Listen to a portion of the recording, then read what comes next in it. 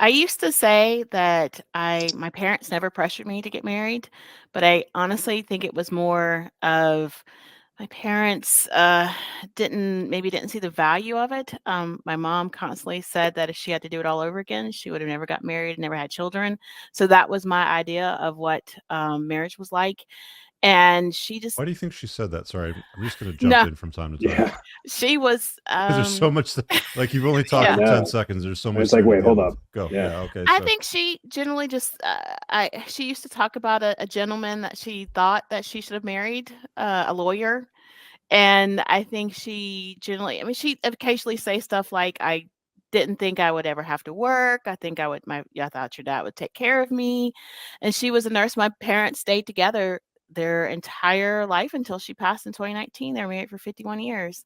But they did not have a very, what I would call a very loving, my dad sat in the chair and my mom sat on the couch. Like, I didn't, there wasn't a lot of affection that was going on. mhm. So, Do you it think was a, that maybe go he ahead. wasn't her first choice, or Probably so. Yeah.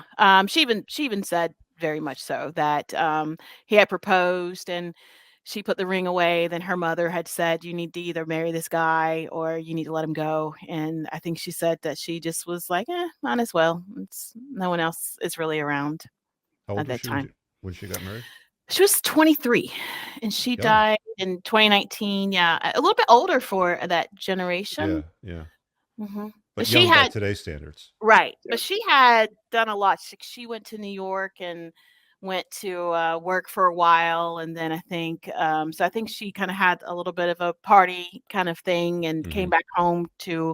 back home in Georgia, and then our mom was probably like mom and dad were like, "Okay, you're 23, you can't stay Hmm. here, you gotta go." Yeah, so Okay. that's what I think. All right. Sorry to interrupt, but keep No, going. it's Yeah. okay.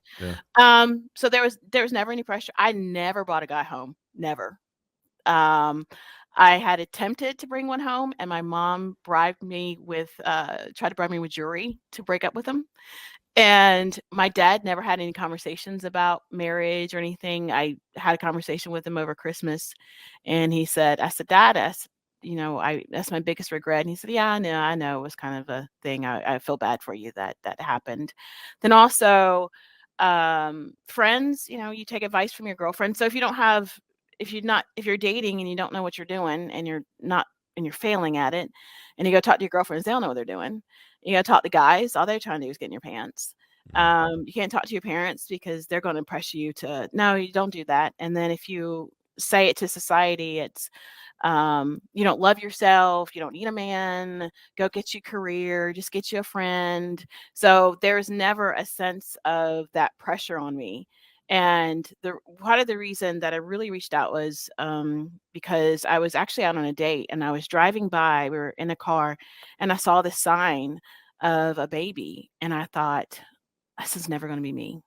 I totally missed out. Mm. I will never have a baby. I'm too old, and people can say you can adopt, but come on, let's be for real. I'm too old. And I realized that I drank the Kool-Aid and focused on the career. I have a master's degree, I have a doctorate. Um, when relationships didn't work out, I just switched to getting more degrees and focusing on careers, and I have my own home, I have a car, I have all the things that people would say as an independent woman, and Hmm. nobody cares. Absolutely no guy cares. Mm. And I've completely changed the way that I've started to date because I reached out to guys that didn't ask me out on a second date. And I said, "Why didn't you ask me out again? I thought we had a good time." And they said, "I didn't think you were interested." And I'm like, "Gosh, why not?" And they're like, I don't know. I just didn't think you were interested." And I realized I used to lead with, "Oh, I have this, I have that, and I have all these things, and I have all these degrees and stuff." And I completely switched. And now I shut up. I focus all my attention. I touch them a little bit. I compliment them a lot. I don't ever say anything about my degrees. They don't know about, I have a Tesla. They don't know about the Tesla until they walk me out to the car. I don't talk about owning a home. I don't talk about my career as a college professor, any of that.